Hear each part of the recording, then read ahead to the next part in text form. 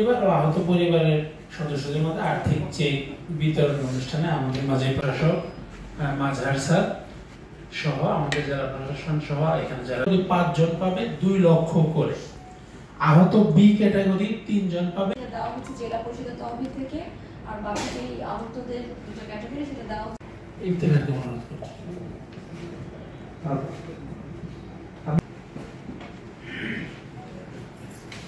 আমি যেটা বলবো যে জেলা পরিষদ দিতে পারছি কখনো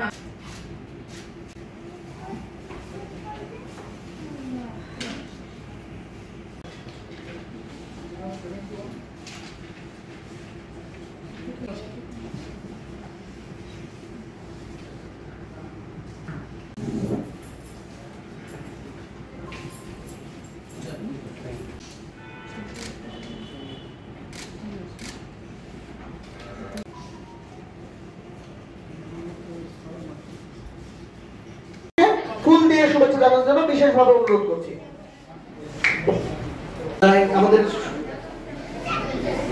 আমাদের এই আয়োজন আর আমাদের এবারকার আয়োজন স্যার যারা মিস সুলতান আক্তার স্যারকে আমরা পেয়ে আমাদের আয়োজন আসলে পরিপূর্ণ।